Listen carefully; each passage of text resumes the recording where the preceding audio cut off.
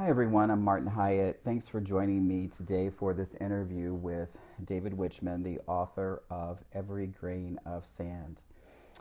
It's a harrowing memoir, and today we're going to get the sort of story behind the story and talk to David about his experience and also hopefully gain some inspiration from him. And and I also want to talk to him just about how he put this together and how he was able to construct his memoir. Welcome, David. I'm going to read your bio, and so people can, get some preliminary information about you if they don't already know. Of course. David Wichman is an author, speaker, sexual healer, and entrepreneur who is respected and well known all over the world to those who seek to live free of stigma, shame, and fear around sex, love, and intimacy. Raised in Fremont, California, David survived a childhood marked by severe neglect and abuse, which led him into years of homelessness, alcoholism, and drug addiction. After decades of struggle and rehabilitation failures, he finally obtained freedom from his addiction in 2005 and remains an active member of New Thought and recovery movements to this day. In 2006, David found a calling in sex work. While working with seniors, the disabled, and those with severe intimacy issues, he discovered the profound transformational power that sex work creates for both client and provider.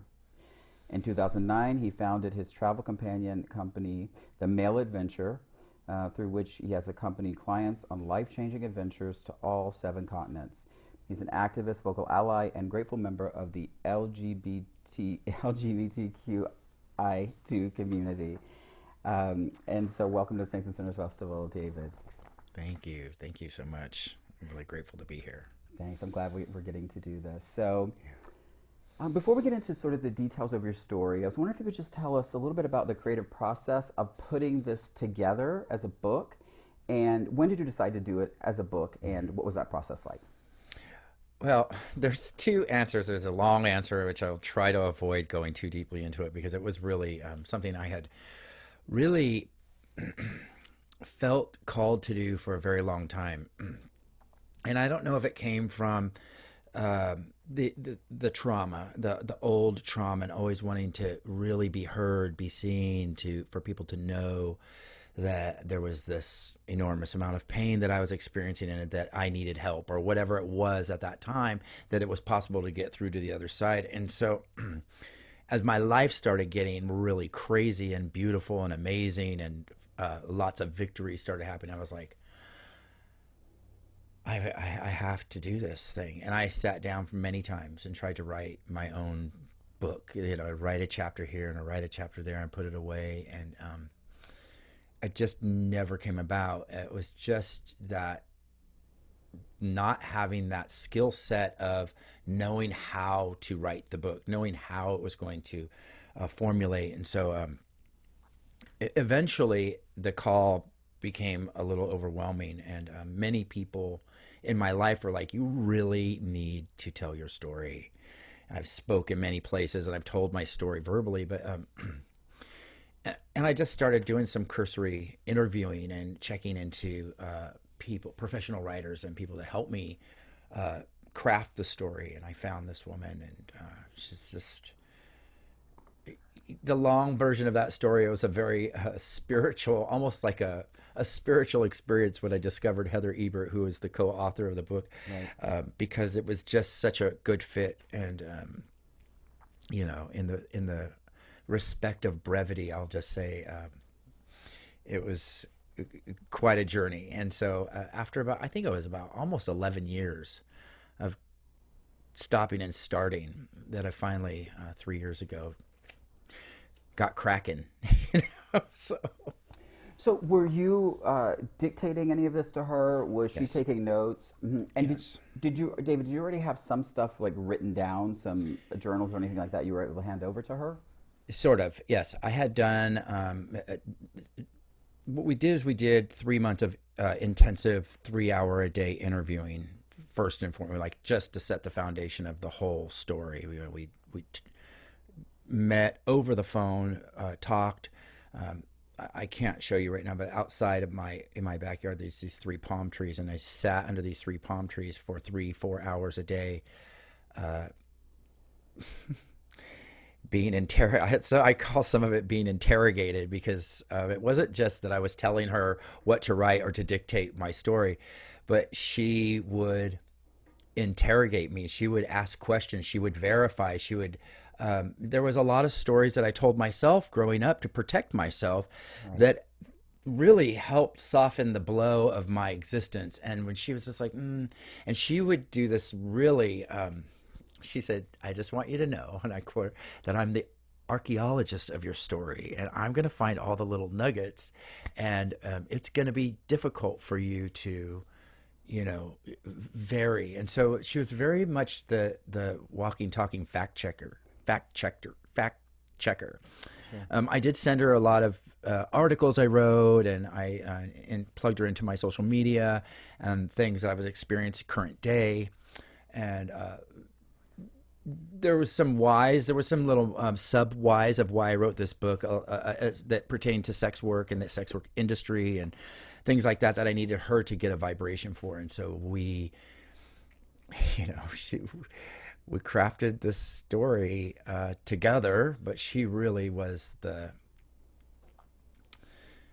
mastermind behind how it flows. I get a lot of feedback about how wonderfully the book is written, how it flows. People say, I couldn't put it down, or I just got so consumed by it that I stopped reading at 4:30 in the morning and picked it up again at 8 a.m. And those types of that feedback. And I'm not saying that as sort of self-congratulatory. It just says it speaks to captivating the reader. I think that if I had, like, if you could read some of the old chapters that I wrote while I was sitting in hotel rooms of the way I wrote the arc of the story and the way I wrote the paragraphs, I think you'd be like, oh yeah, there's clearly some work that needs to be done here. Right. Well, I'm wondering Yeah. too, when writing about trauma or bad experiences, hard experiences, I Mm-hmm. mean, do you think that can be challenging?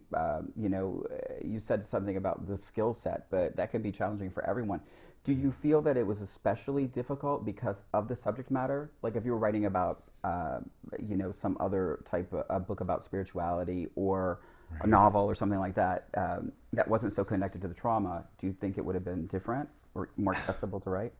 Honestly, I don't know. I think Hmm. so there was a long period of during the editing process of the book where I had to go in and really not, I don't want to say rewrite, but experience the writing process over again and put my own stamp on it to really like, no, this is how I feel about this situation. This is what happened. And as I'd go deeper and deeper into that story, I would have moments where I would just break down in tears and just be like, but it wasn't, it's interesting. It wasn't this trauma moment of pain. It was this sort of like, it's this cruel beauty of, it's this, I don't know how to describe it, but it's painful, but at the same time it's cathartic, and at the same time it's also, I'm so grateful, right? So there's this gratitude mixed in with it, and so kind of living the story is this big mix. It's not just, oh, I'm reliving my trauma, which I love to say, right? Like I'm reliving my trauma, but there's this part of it that, because there's so much work that's already been done, there's so much Hmm. victory involved in it. There's so much surreal sort of God shot type of things that feel spiritual embedded in the whole experience. It's kind of cool to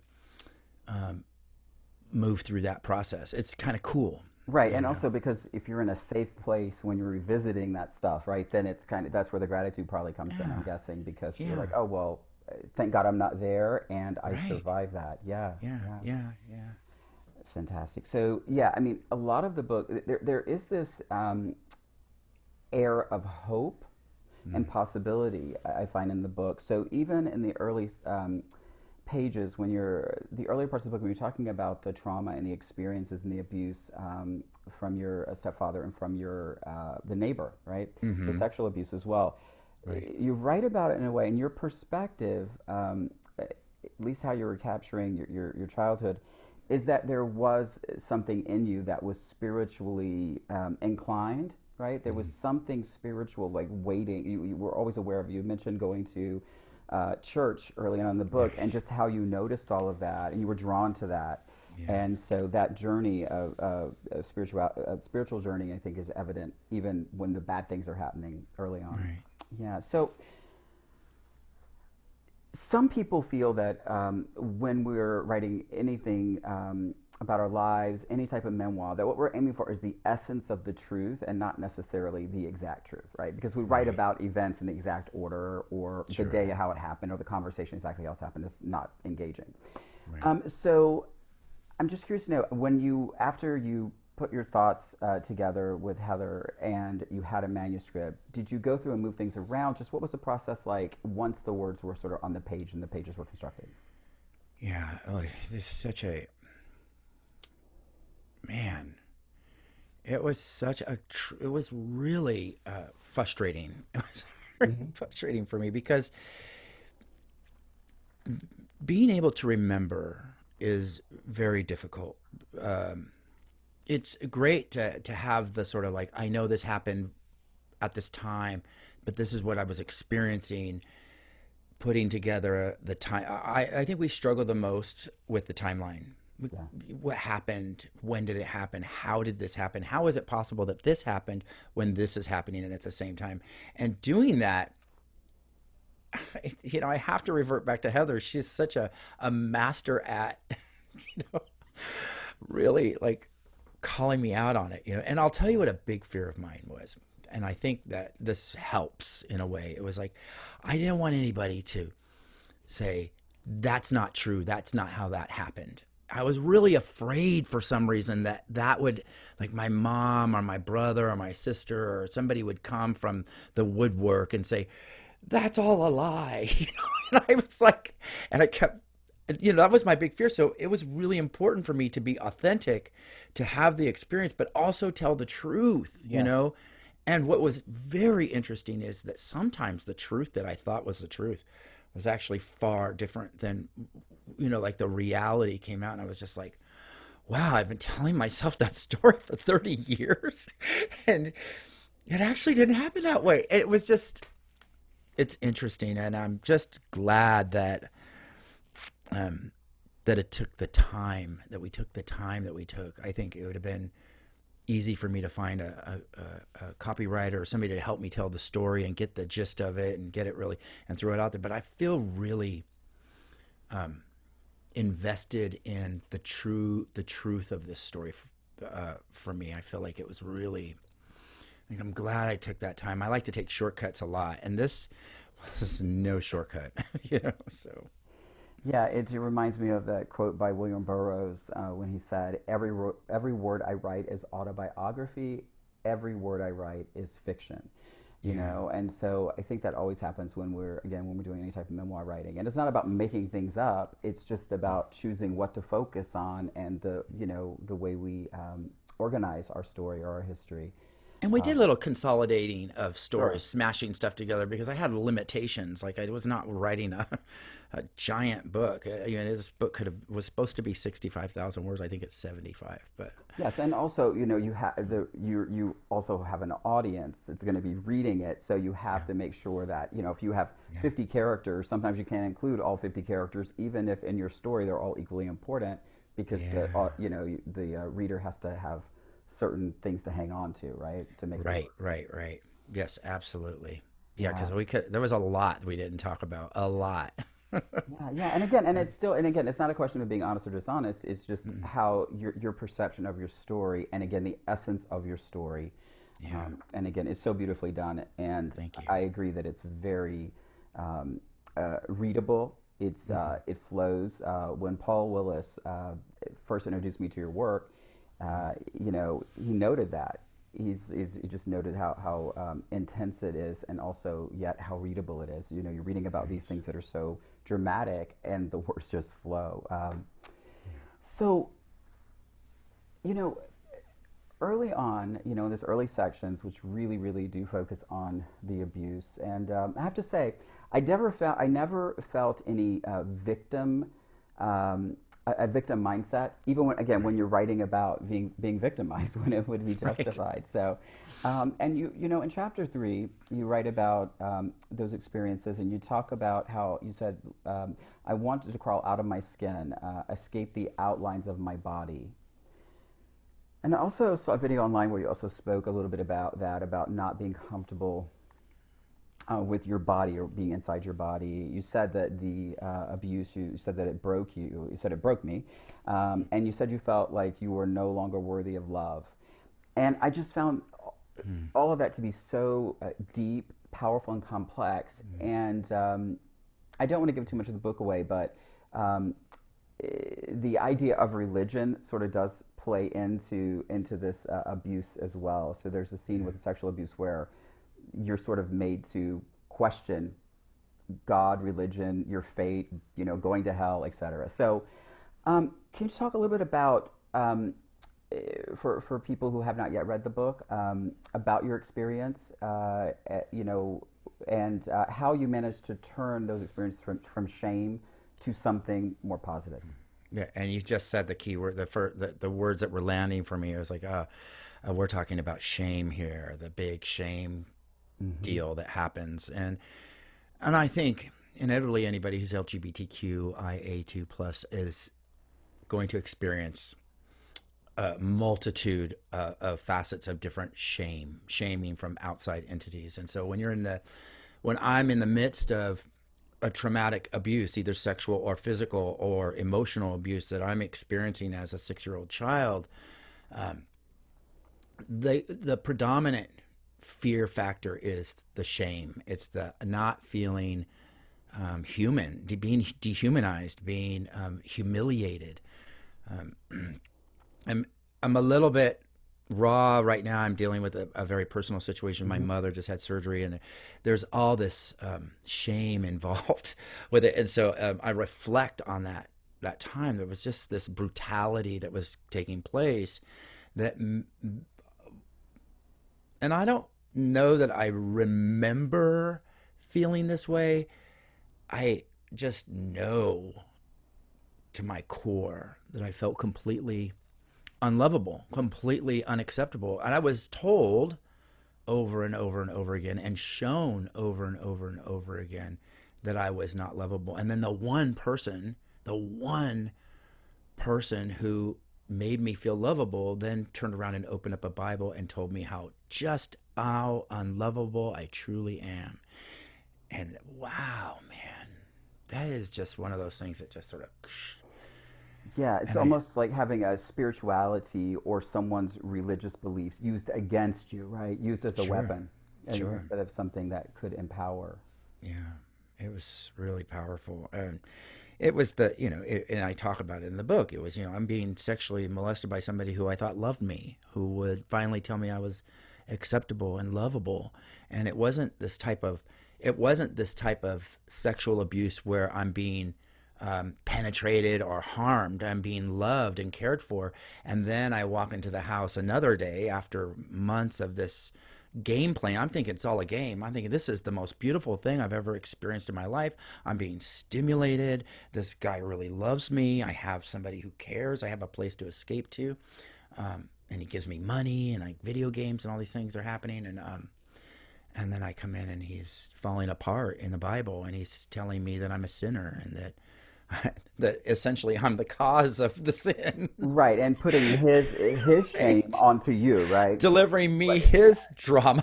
yeah, and what Right. he's done wrong, his wrongdoing actually, Right. and making you Exactly. feel shifting it all to you, and he might have felt much better after that, right? Because then you were walking around with it for a long time. And visually and I don't have a lot of clear visual memories from my childhood. I have trauma related experiences, but I visually can see his staircase. I can see his doorknob, his doorbell. I can see the color of the house. I can see it was the 70s, so there was like these beaded curtains. Sure. I see all of that so clearly. I don't see the sexual stuff that went on very clearly, but I see the details are haunting, and not in a negative way, but there's like that's the clarity. It's like I'm walking down those stairs, and as I'm walking down those stairs, I feel like the world is becoming darker and more overcast and more gray. And my life from that moment on was sort of under this sort of veil, and the sunny place in Fremont was in overcast. It was like I was living in a constant experience of overcast. That's what it felt like. Sure. And so, for for many people who suffer, sexual abuse or physical abuse as children, yeah, those we have those memories that are sort of selected, right, or those things that we're haunted by that sort of travel with us throughout our lives. Oftentimes, that is accompanied with addiction issues, and so you write very candidly about your struggles with drugs. Yeah. And you actually start the book by talking about an LSD trip, and later on, when you get to the point of shooting crystal meth, you say that you felt at that moment that it things made sense, right? That you had found, I think you said, the Holy Grail Yeah. in terms of the sensation from crystal meth. So can you just tell us a little bit about your journey to sobriety, Sure. and also how do you define sobriety today? Yeah. Um, Referring to that moment with crystal meth is really important because before I actually, and I talk about this in the book as well, is that before I actually injected the crystal meth, I was a blackout alcoholic and a crack addict. I was just lost. I was just in oblivion at all costs, at all times. Anytime I could possibly reach oblivion, I was there. And when I did the crystal meth, it was no longer that because I felt like I had to get drunk and I had to do all these other drugs in order to deal with the day. Like in order to just be, I couldn't face life. It was just completely, I just would rather be blotted it all out, blot it all out. And then when I found crystal meth, I just wanted to live. I wanted to live more. I wanted to understand. I wanted to experience life. And in that moment, there was this clarity. I believe, I was going to be a blackout alcoholic in an alley somewhere had crystal meth not come around and basically saved my life. Basically woke me up. Mm-hmm, mm-hmm. And as most things that are as addictive and as toxic as crystal meth, it turned, and my life became, hell. And for many, many, many, many years, homelessness and all that stuff. So, Yeah, yeah, and also too, when you wrote about getting sober, you said that you felt for the first time that everything was going to be okay. yeah, And I think a lot of times with addiction there's this like doom and gloom, right, that we might feel like we're doomed, and then in sobriety we see that, oh, everything's actually okay, things are manageable. right. But you really, again, you depict your journey in such an honest way, that I could see, I can imagine people who might still be using, who have not found recovery or sobriety, to really, really connect to your work, and I think it could do them some good. Nice. So you also, so I also like how when you wrote about the crystal meth experience, you talked about the sex, not just the sexuality, but the actual sexual acts, and how Yeah. how it impacted you and your partner at the time. So your story is very interesting. The thing that really stands out to me is how you took these really traumatic experiences, and when your transformation involves sexuality, right, and sensuality. So too often, I think people conflate abuse and addiction and with promiscuity, right, or sexual freedom. It's like, oh well, if you're using a lot of drugs or drinking, you're going to have a lot of sex. You shouldn't be doing that. Yeah. And your story, though, is one in which the transformation involved, sex in a positive way, right? Sort of sexual freedom. And can you tell us a little bit about that? And why some people might find that, not me, some people might find that controversial, though. Oh, well, I So, for example, sex work, for instance, right, is right, and that's exactly what I'm thinking. Is like, how do I? It was. I think what was very important about me writing this book was that my work is so wrapped up, but my work is means so much to me. It's so important for me personally, but not only do I feel like it's important for me personally, but I feel like important in the world. I feel like the world, we need really much better sex workers, providers who really believe the sacredness of the work that they're doing is so powerful. And bearing witness to it for me just was so motivating. And so, and I didn't see all of that before, including in my early sobriety. I didn't really see, and I had some pretty sacred experiences, but I didn't really see how powerful it was. And when I finally, my eyes opened up to this calling, I became a male escort, a prostitute for, I was definitely prostituting myself before I got sober. But after I was about 16 months sober, I needed to make money, and I discovered sex work again in a more empowering way. And I ended up being providing for men who were paraplegics, amputees, elderly, and normal guys. And I talk a lot about this in the book, of people who are just trying to maintain their sexual health. They don't need sex. But I believe, honestly, that we all need to have intimacy, intimate touch, feel loved, feel safe, feel respected. And for me, I really feel like that's my mission, that's my calling, that's what I'm doing, that's where I'm at. And I'm not, while I am an author and the book is really important, I don't know that it is the thing. I'm not the William Burroughs sex worker, Mm-hmm. but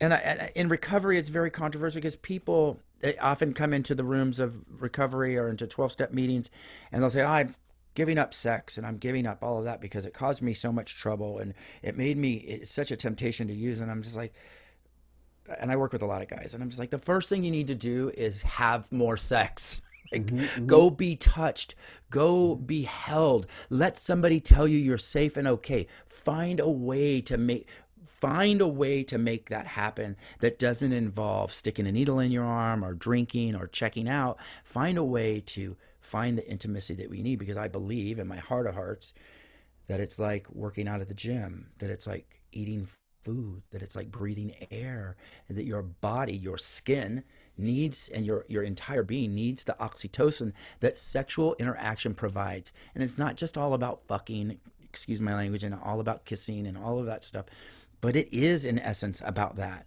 We have to be touched. We have to touch, not just touch ourselves.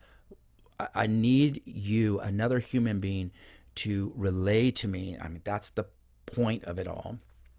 And it's been really powerful for me. And most people said, "Oh, you'll never make it. You're going to get loaded, and the work you're doing is unhealthy."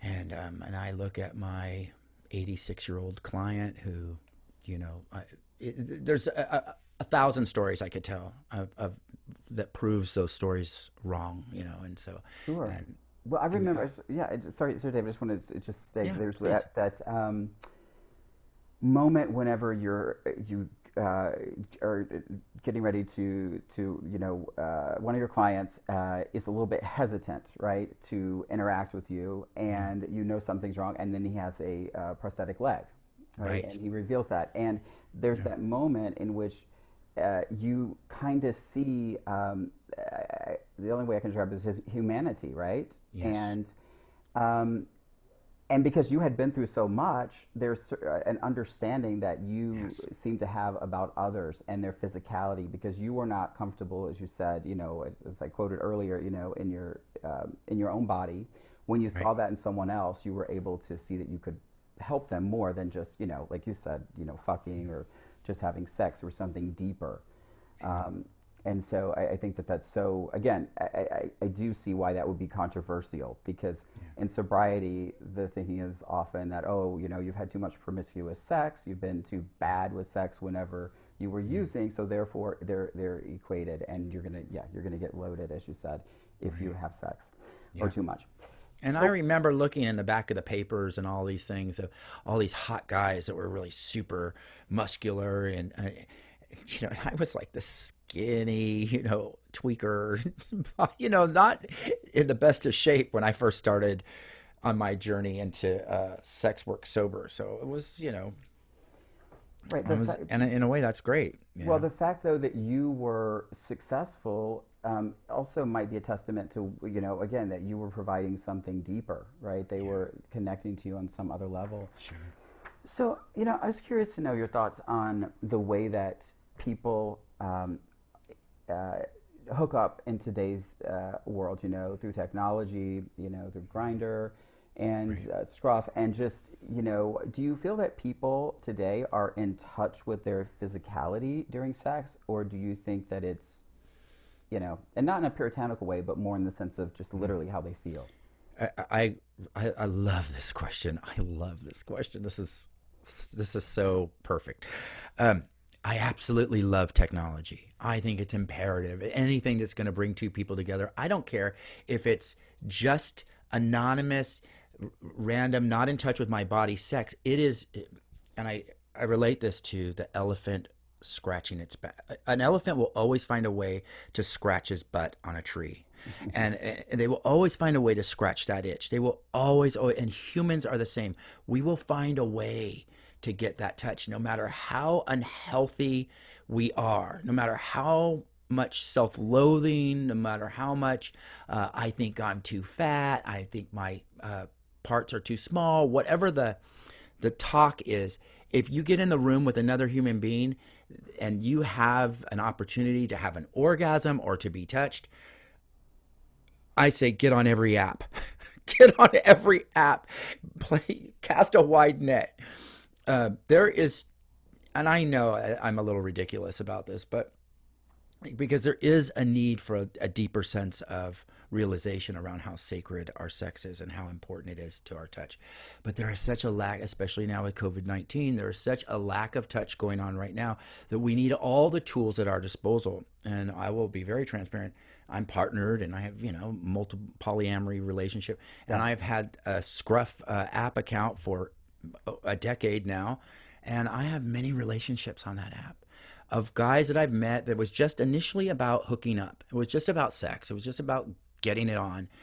And over the years, as I've traveled back into their city or they've come to my town, we have developed friendships and relationships.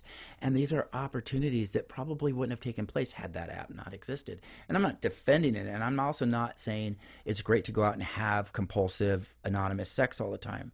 What I'm saying is that we need more touch. Mm-hmm. Get touched. I feel I feel like it's a public health issue. Honestly, loneliness, isolation, and despair is a massive public health crisis that we're experiencing right now. And if it requires touch, get touched. Get vaccinated, and get touched. You also said, earlier you mentioned when we were talking about shame that there's just a general Yes. connection between shame and sex, in society. Yeah. And so, as you noted too, those of us who are queer, LGBT, we tend to have maybe a little bit more of that. And so, I'm just wondering, you talked about in your book you talk a lot about your travels, right? So you began to travel with men, accompanying them, doing deep sea diving, scuba diving, and Yeah. also just really, exploring the world and also giving something to these men as well, that they would not have had otherwise. And so there's a moment of realization when you're in the water and you see a particular type of fish. And I loved how it really, I was thinking that David is that fish, because you really do a beautiful job of discussing that moment. So could you just tell us a little bit more about the Male Adventure, which is the company that you started, Yeah. to accompany others on these Yeah. trips? It's multi-level.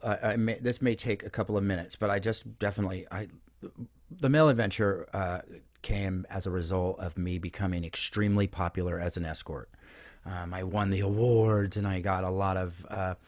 I became a well-known, well-liked, well-sought-after provider, and I was flown all over the world and taken on trips with guys, and I thought to myself, this is a great business model. This is what I want to do. I want to start seeing the high end clients, so I only have to take 4 or 5 trips a year.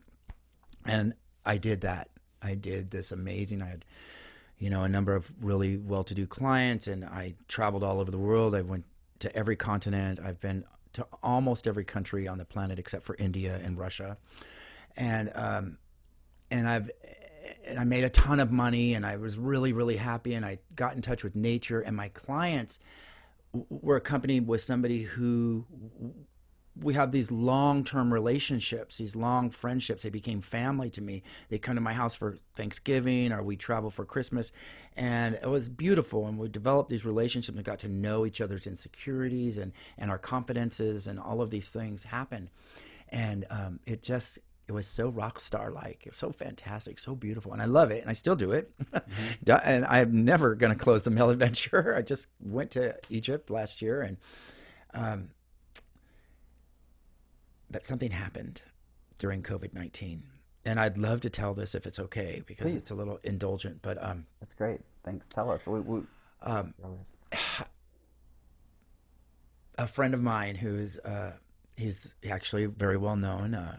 He's the Berlin patient. His name was Timothy Ray Brown, and he just passed away recently. But he was in hospice. He was the only person ever cured of HIV, and his leukemia came back. And COVID-19, we were in the middle of the pandemic, and I was angry, and I wasn't traveling, and I was lonely, and I was bitter, and the money wasn't coming in, and I was ungrateful. And it kind of relates to the story about the fish. And this is a really great tie-in. It's the same scenario. It's all of a sudden, it's all about David, and David being unhappy with his circumstances. And I'm, what am I going to do? I don't want to do Zoom and all this stuff. And because I can get ungrateful. And I'm in Target or someplace, and Tim's lover, I run into him, and he says, "Hey," and I go, "Hey, what's going on?" And he looked at me, and he started crying, and he goes, Tim's not doing really well right now. And I had no idea, because I'm, living my life. And he goes, "If you want to say something, you need to come over and see him for the last time." And what I know about Timothy Ray Brown, he was very sexually provocative and wonderful and very touchy-feely. And I went to his house, and I saw him in that state that we all saw our friends in the 80s and 90s. And I saw, this emaciated person who just wanted to be touched. And I just took off all my clothes, and I crawled into bed with him. And I just held him in my arms, and I was just holding him, and we were talking, and he opened up his eyes, and he goes, "Hey." And I go, "Hey, buddy, what's going on?" He goes, "What are you doing here?" And I said, "I've always been here." And he goes, "Oh, yeah, that's right." And then he looked at me, he goes, "You know what, David?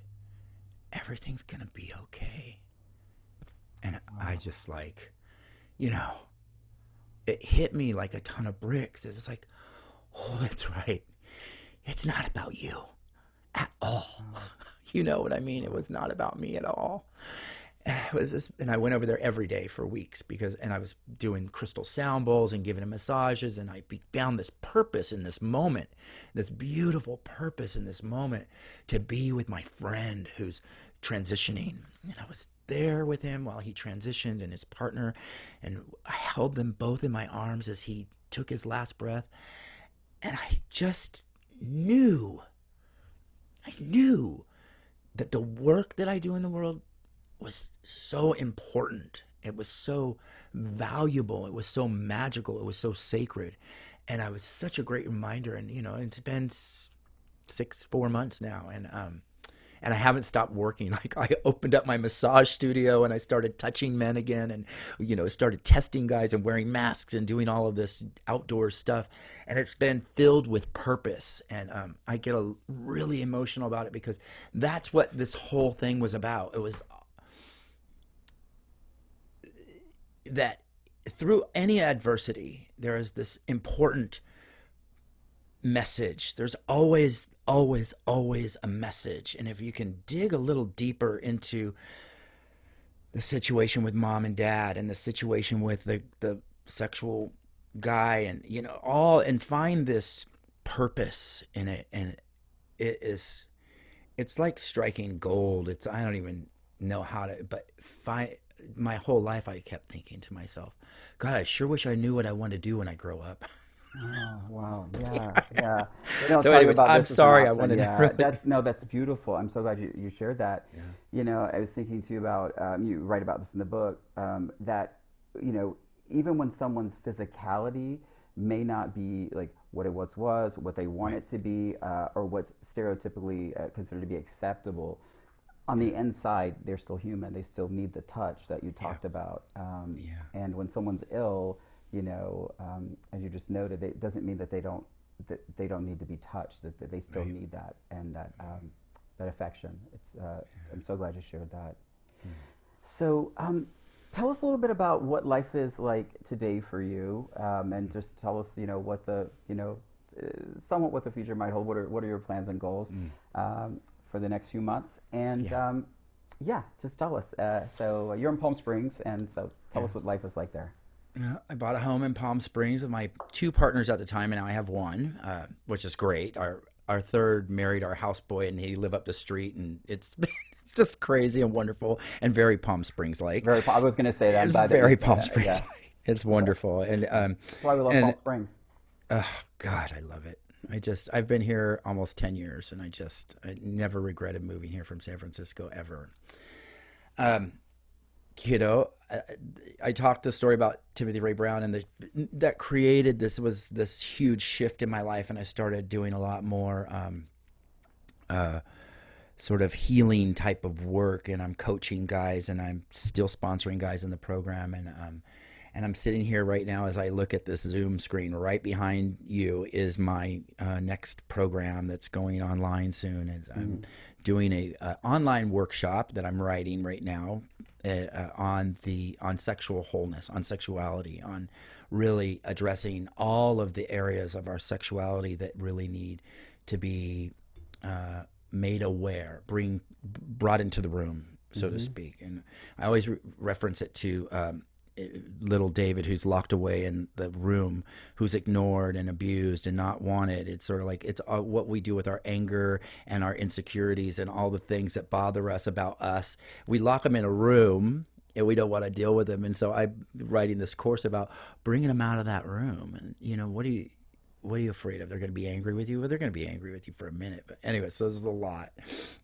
It's tying into my second book that I want to write, that I didn't think I was going to do, but I am going to start this journey on a second book. It'll be more self-help type book Will it about be sexuality. about sexuality, Oh sexual yeah, healing, sexual absolutely. wholeness? Yeah, that's exactly right. And so this is sort of the data gathering time that over the next year of getting that stuff together. And you know, I'm waiting to get vaccinated and get back out on the road. I have some trips planned, and I'm living it a day at a time, and I'm staying grateful. Like if anything, that moment with Timothy really it shifted me, and I'm able to work with people on a different level. And I think what happened with the male adventure was that there was so much rock star, high end, going to Amampulu and all these fancy places and swimming with humpback whales and stuff, which is fantastic and amazing. The mission, the message behind the work that I was doing from the very beginning, when the guy took his prosthetic leg off and I gave him full acceptance, it diminished a little bit, because there was so much other fancy, shiny stuff in front of me. And so being returned to this place where I'm at today is just like, I'm so grateful, right? I'm so grateful to have been able to recapture this moment of humility and say, oh yeah, back to the work at hand now. And so that's just, you know, for me, that's it. That's the richness of life, is to be back at the work at hand, saying, yeah, I can go and step into the room and be useful. And I spent 28 years of not being very useful out on the streets, ripping and running. And so now I'm just like, where can I be useful? And I feel like I feel useful, right? So that's the golden ticket for me. That's my Willy Wonka, is that I get to feel useful today. And that's the gift. It's beautiful. Yeah, I've heard you talk about being a light Yeah. before as well, which is so powerful, and you're definitely doing that with your book. And so, yeah, we're about done, but I just wanted to just note that you mentioned you're the data collection portion of writing the new book or getting ideas. And that's often the most fun part, right? Because that's where you get to be creative. Because we're writing and creating all the time, not just when Yeah. we're sitting at a typewriter or dictating. Right. So Right. it's beautiful. So I'm glad you're in that space right now. And yeah, I was wondering about your partners because I thought there were two, and then I was like, "Is this a sad story? Like, what happened to the other one?" So, Yeah. so David, as we wrap up, just where can people find you online if they want to contact you? And your book is on Audible as well, It's on correct? Audible, yes, Mm-hmm. and on Amazon, and Amazon. also at dpwichman.com, dpwichman.com. And I'm on all social platforms under my same name, and themailadventure.com is out there. If you have to put the mail adventure. Mm-hmm. Um, yeah, I'm very available. I mean, if you Googled my name, you would find me. Of And course, of some other course. guy who's like a sociologist or something who I've actually chatted with him before. Yeah, he might get so yeah, yeah. I wonder if he's always happy with his inbox, but yeah. So, David, thank you so much. This was such a treat to talk to you today. Thanks for No, taking the time. thank you very much. Take care. See you.